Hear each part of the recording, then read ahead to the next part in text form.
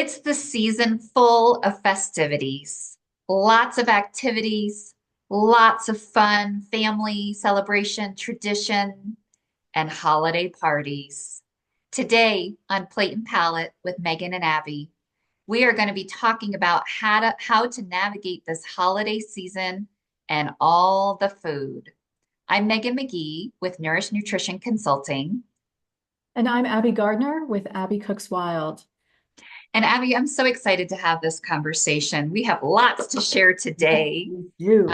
So lean in, whether you are the host and Mhm. wanting some time-saving tips and some strategies of how to, throw all of the celebrations all season long, whether you are the participant and you are the one eating and drinking and celebrating all the festivities, lean in because we've got lots of things to share. So, Abby, why don't we start off with let's talk about strategies if we're the host. Okay, and this is so timely because my husband and I actually hosted, I don't want to say it was a holiday party, but we had some people over yesterday, and it's a lot of work to host. Let me just say that. It's a lot of work. Yes. And you know, I I love doing all of that, but Uh-huh. I don't like being the only one doing any of the work in the Yeah. kitchen to get it Yeah. done. And I'll be very honest, this was my husband's thing. He invited people from his workplace to come over. And so there was this added, I felt like June Cleaver, kind of like Ward had invited the boss. And everything had to just be a little bit different. And if you don't know who June and Ward Cleaver are, it's okay. Um, but anyway, so I'm just going to share what I did for my own thing yesterday Love it. because it was a lot of work. And yeah, and I have a ton of food left over, and we're going to have to just deal with it. So, because here's the other thing. I'm just going to put out a disclaimer. If you are invited to an event this holiday season, please give your host the courtesy, A, of an RSVP, Amen. and if you RSVP that you are attending that event and you are no longer able to show up on the day of said event, give your host the courtesy of a phone call or a text to let them know you won't be there. Because do you know what happened to us yesterday, Megan? Oh boy. We planned for 30 people. I had 10 people show up. And then you've got all that food and you put I all have that energy in. so much food left over. Your kids are I'm going like, to be happy. I'm gonna, yeah. Well, I have to freeze a lot of it because we're gonna be leaving to go see our daughter in college next week for the holiday, but so much food. So And much. it's stuff that I don't normally keep in the house because I was playing the role of June Cleaver and I Sure. was trying to, so okay. And another Um, segue, if you didn't catch our last episode on what to do with leftovers, pop back over to that episode man, and listen to some of the conversation there. totally. So anyway, so for me, and I will say too, my husband was not helpful at all with respect to when I asked him, what are you thinking in terms of what kind of food you want to have? Mhm. He had no, it was all up to me. Sure. So I put together I put together a veggie tray, and I was going. So here's time-saving tip number one. Um, you all know I love being in the kitchen. I love helping people get healthy food into their homes and onto their tables. And I tend to swing more towards Susie Homemaker when it comes to making things from scratch. Mhm. Okay, but I gave myself a pass yesterday, and I'm going to pat myself on the back for that Good job, because Abby.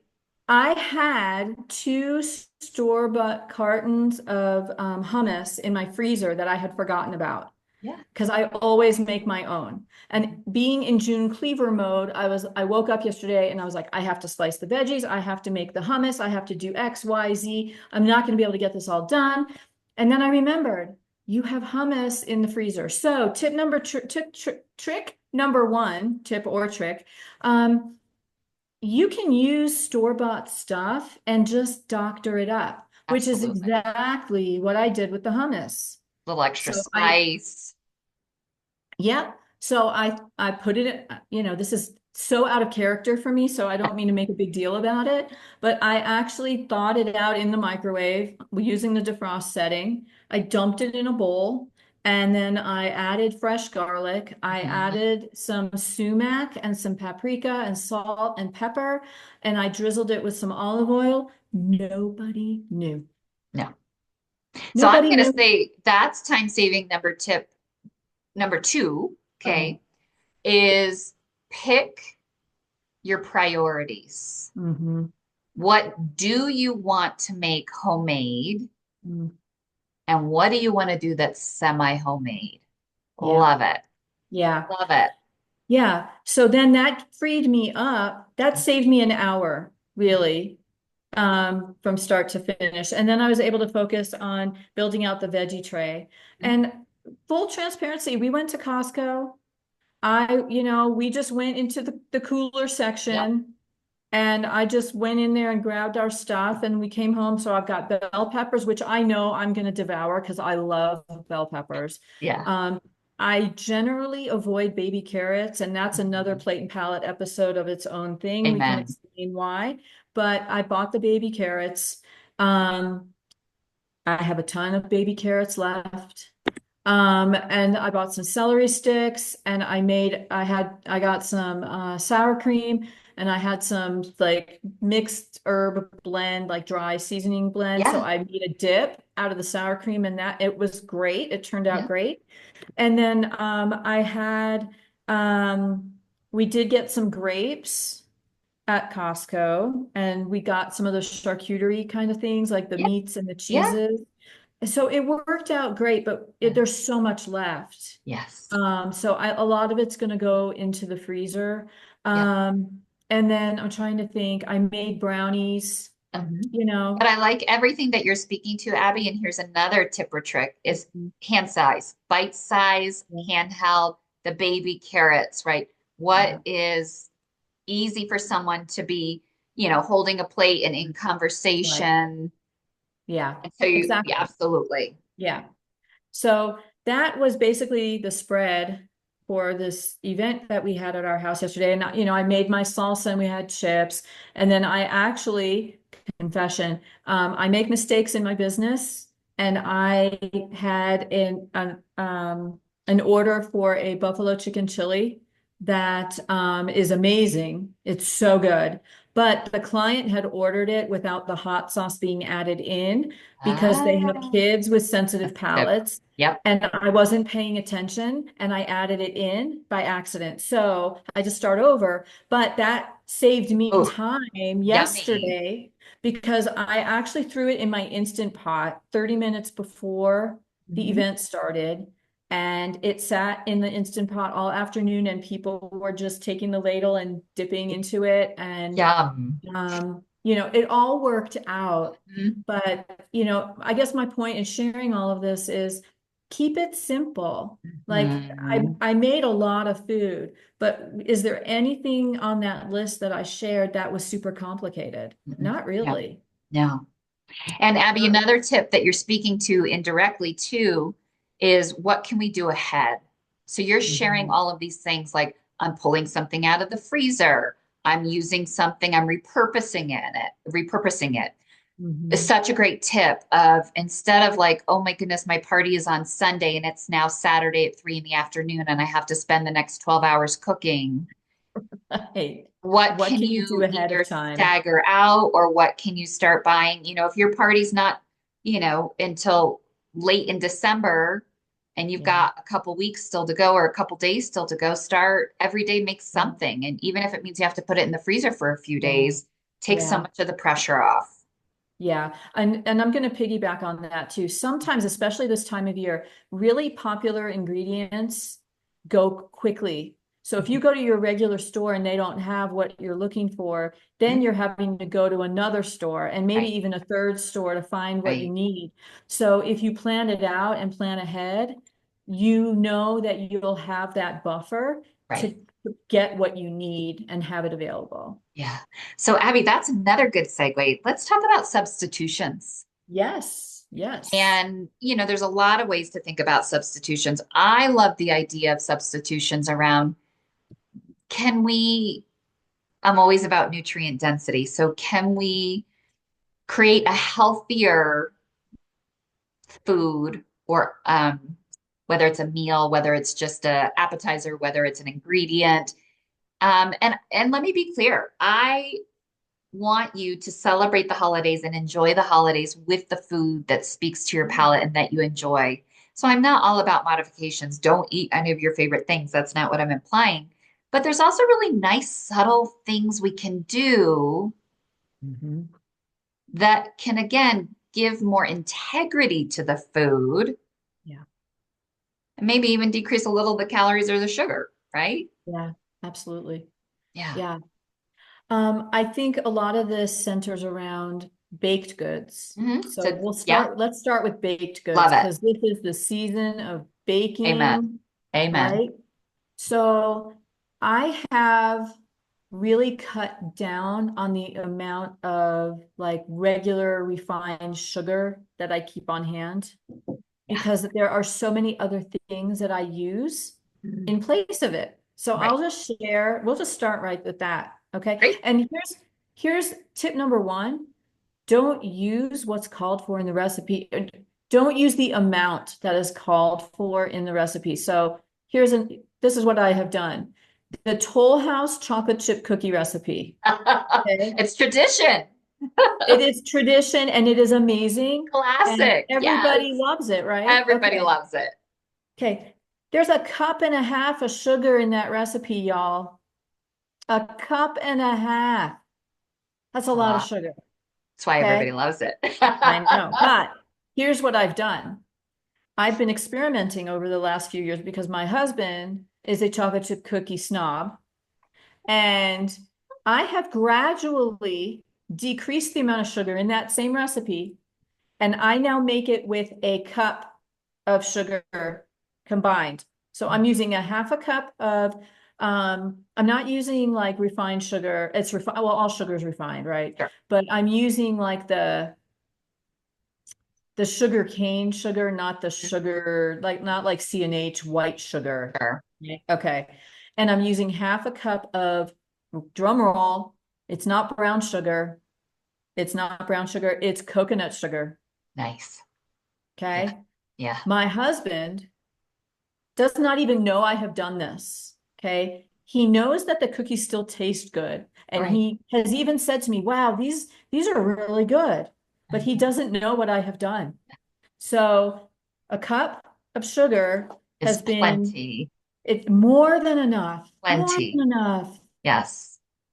Um,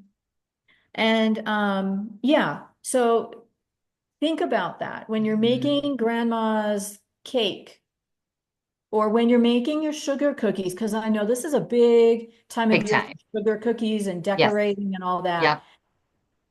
Look at your recipe and think about that. Hmm. Could I get away with 3/4 of a cup instead of a cup? Hmm. It doesn't really change the texture of the dough, No. and you're not going to miss that quarter cup. Yeah.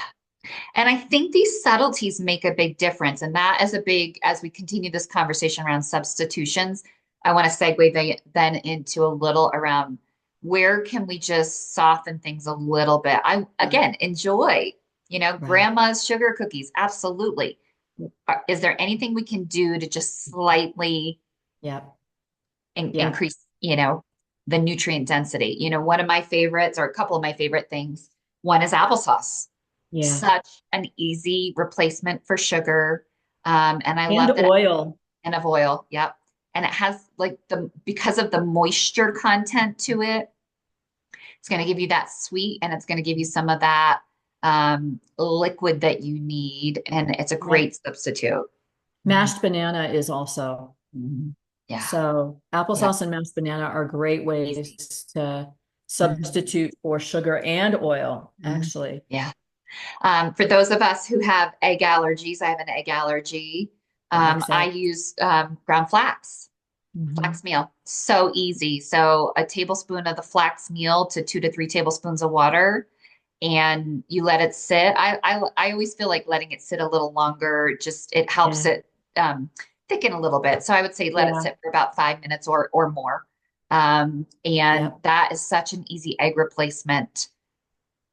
And you don't know what's in there, and you're boosting your Yeah, nutritional content like absolutely. tenfold Yeah, because flaxseed has so many so many great health properties. benefits, your fiber, your Yeah, omegas, yeah, and you don't even know it. Kids don't even know it's in there. I throw no. flax into all of like Mhm. the breads and the muffins Mhm. and all the things. So Yeah. yeah, I love that tip. Mhm. Yeah. And speaking to that too, if it's helpful, I often will get a really like plain protein powder, especially I have one, it's a pumpkin seed powder. We talked about that one. Uh-huh. And it's great in baked goods. Hmm. I don't love it as a protein shake, honestly. I don't love the innate flavor of it. You throw it in pancakes, you throw it in the banana bread. You cannot tell it's in there, and then at least you're getting some protein out of those yummy Yeah. treats. I've been known to throw in a tablespoon of chia seeds too. Yeah, absolutely. Yeah. Absolutely. So Yeah. let's talk about, well, let's keep going anyway in this Yeah. conversation Yeah. of Substitutions. substitutions, but also how do we, these subtle shifts, right? Hmm. How do we be a little mindful around all that we're exposed to this holiday season? And one of the things that always comes to my mind is the abundance of beverages that start to kick in this time of year.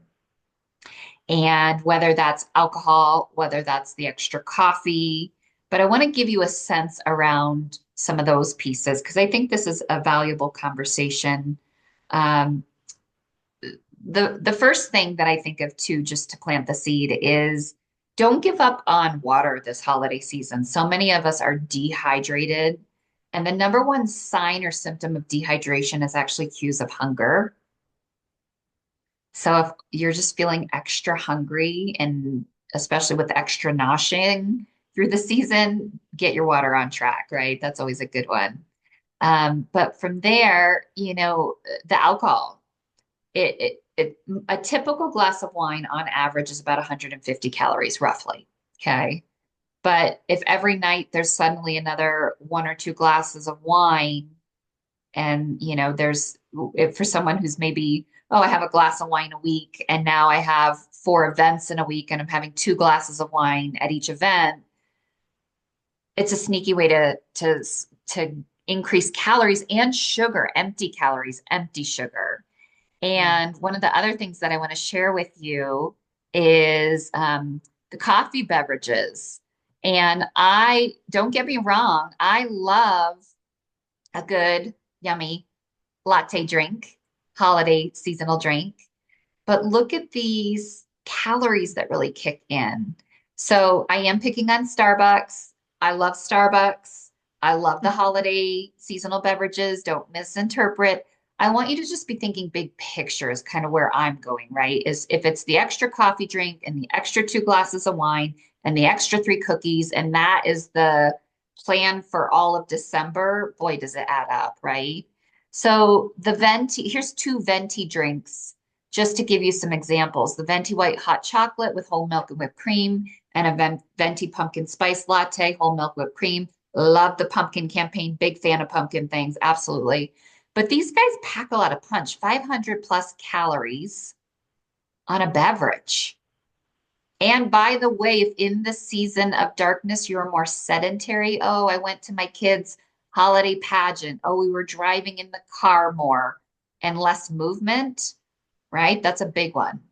And then look at the carb loads. And I didn't even pull the sugar loads, just the carb loads. 79 grams of carb on the white hot chocolate, and 64 grams on the pumpkin spice. And part of that's because of the whole milk and the whipped cream. So there's a subtle shift. Skip the whipped cream. Do a fat-free milk instead of a whole milk. Do an almond milk instead of a cow milk. But normally at a meal, I recommend under 30 grams of carb for most people. Sometimes I get more targeted on that. So double the amount of carbohydrate with just these drinks. So they pack a lot of punch, and it doesn't mean you can't enjoy. I just want you to think in that bigger way. Megan, can I interject something too? Please.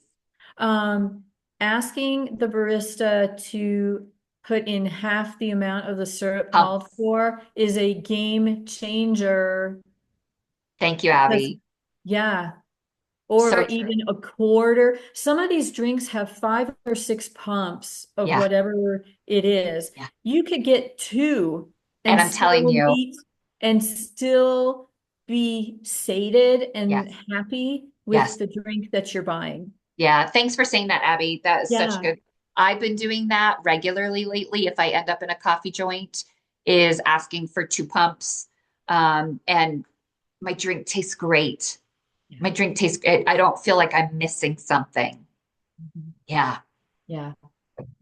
So let's circle back to, we talked initially around what if you're hosting the holiday parties?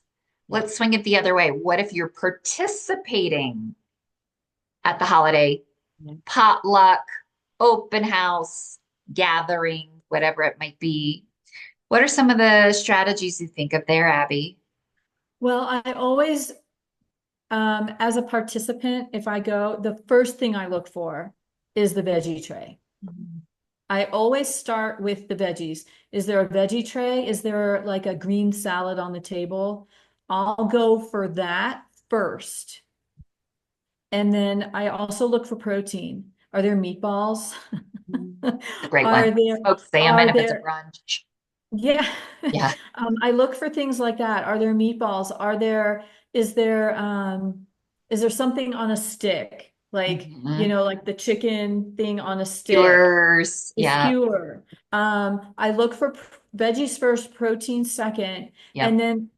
then, I kind of um, take the approach of try everything, eat nothing. Mhm. Mhm. So, but I do not go right to the table and start loading my plate. I take a couple passes around Mhm. because usually there's so much on the table, you Right. don't even realize what's on there. Right. So I kind of just take it all in that, oh, that looks good, or I'm not touching that with a 10-foot pole. And what else is over here? Um, and then I kind of just, I'm intentional Mhm. about what I'm going to have and what I'm not going to have. And if I really love something, I'll be like, okay, you're gonna have to stop with 2 of those. Like Yeah. hard stop, you know? So those are the kinds of things I'm looking for on a table. If I am invited and I need to bring something, Mhm. most of the time I am bringing something I know I can have, Yeah. and I will start with veggies or protein Mhm. because I'm just in that stage of life Yeah. where I can't do the carbs as freely as I once did. And I know that if I have them, I Mhm. won't feel well. Yeah.